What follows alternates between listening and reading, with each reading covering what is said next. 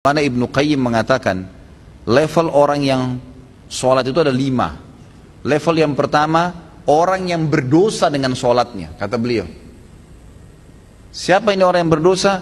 Orang yang sholat tidak sama sekali memberikan haknya. Ada orang sholat hanya karena disuruh oleh orang lain, hanya karena tidak enak, mau udu nggak udu terserah. Ini berdosa nih. Percuma dia sholat, dia berdosa. Karena di sini riya. Nah, itu. Dan tidak ada hubungannya dengan Allah SWT, malah berdosa dengan sholatnya. Ada orang yang kedua, sholat tapi nggak dapat pahala. Dia tahu diperintahkan sama Allah tapi tidak dapat pahala, karena dari awal takbir sampai salam semuanya menghayal. Ini orang yang percuma, nggak ada pahalanya.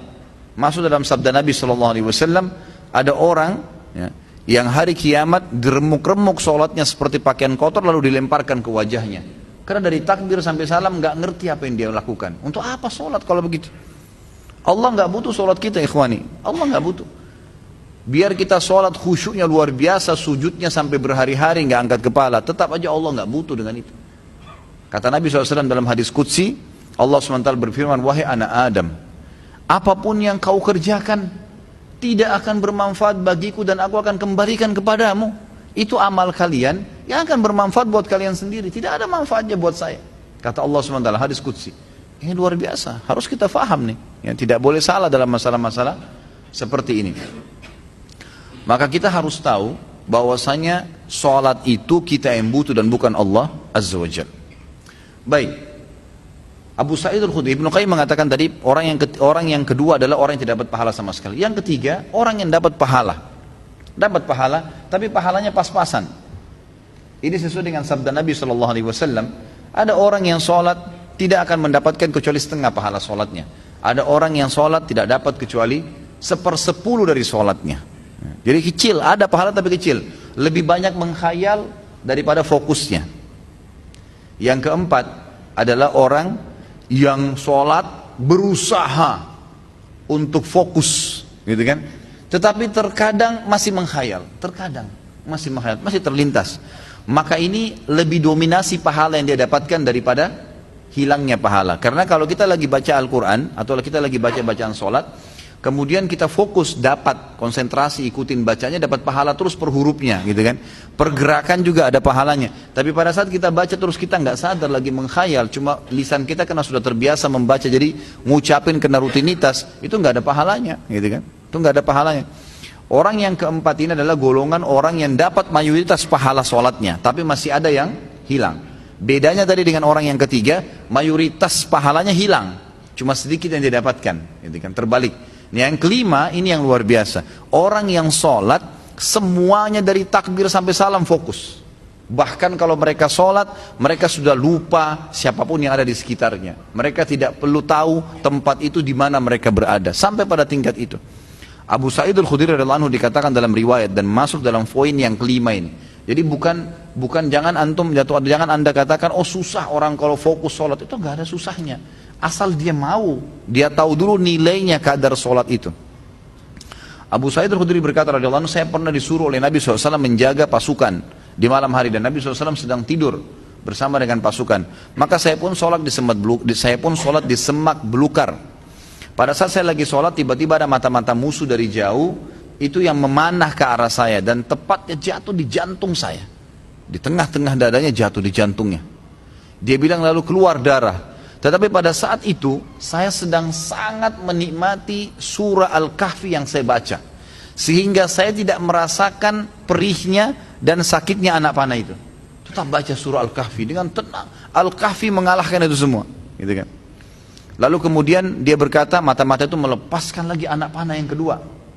Dilepaskan anak panah kedua, jatuh tepat di sebelahnya anak panah pertama, tergores, keluar darah lagi. Tetap saya masih belum merasakan sakitnya karena nikmatnya membaca surah Al-Kahfi. Sampai musuh itu melepaskan 9 atau 10 anak panah. Sasarannya semua hampir sama, di jantung. Dia bilang, kalau bukan karena saya khawatir, ini sudah mulai berat, ini 10 anak panah di dadanya. Dia bilang kalau bukan saya khawatir saya terbunuh dengan anak panah selanjutnya, kemudian Nabi SAW dan sahabat-sahabat yang lain akan dibunuh oleh musuh, demi Allah saya akan selesaikan sholat saya dengan surah Al-Kahfi. Tapi karena saya khawatir tuh maka dia ruku. Dia bilang waktu saya ruku, kemungkinan mata-mata itu tahu kalau saya manusia. Tadi dia ragu.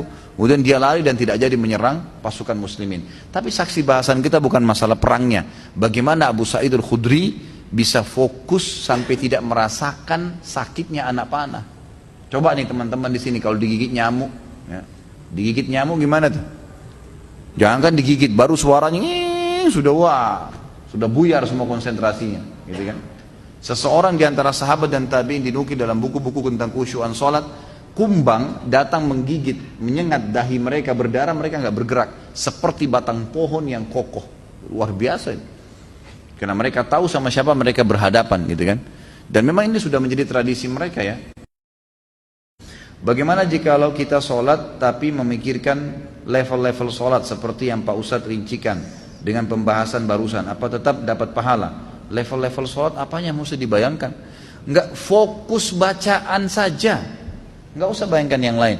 Alhamdulillahirrahmanirrahim, fokus ucapan diucapkan, telinga kita mendengar, mata kita dibuka lihat tempat sujud. Udah, renungi maknanya. Kalau enggak ngerti maknanya, maka kita ikutin bacaannya. Alhamdulillahirrahmanirrahim, kita dengar dengan kuping kita, gitu kan? Ar-Rahmanir-Rahim kita dengar. Masa kalau dengar musik bisa konsentrasi, dengar Quran tidak bisa, gitu ya?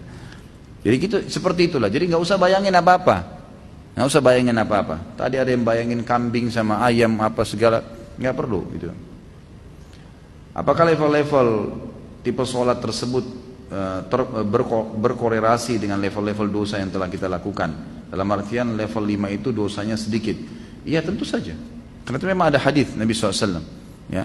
Jadi dosa itu bisa menghambat rezeki dan bisa menghilangkan atau mengurangi konsentrasi kepada Allah SWT. Malasnya kita ibadah justru karena adanya dosa. Salah satunya. Maka coba perbanyak istighfar.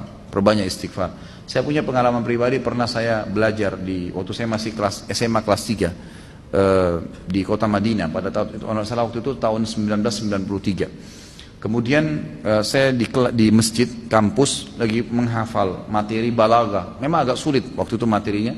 Saya coba hafal nggak bisa, lupa terus. Saya juga kalau sholat, gitu kan, sering kadang-kadang tidak konsentrasi, lebih banyak menghayalnya.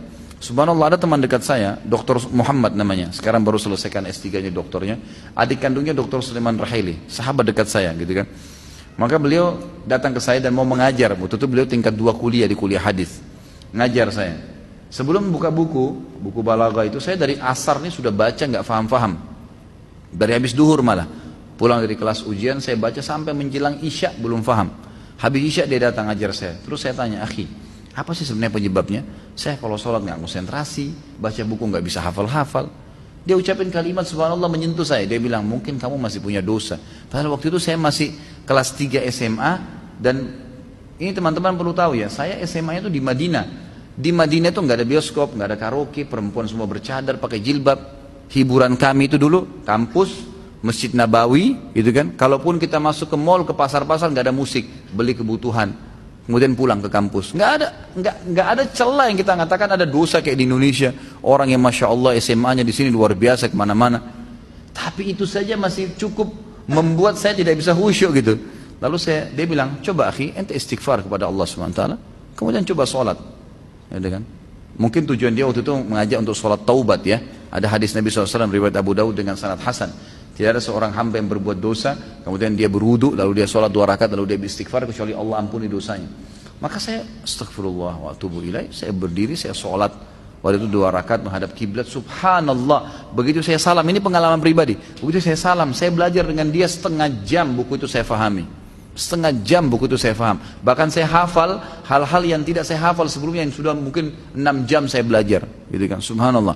Saya jadikan patokan, ternyata memang dosa bisa jadi penghambat itu. Maka makin pekah, makin dekat dengan Allah SWT, maka makin berpengaruh kehusyuan tentunya.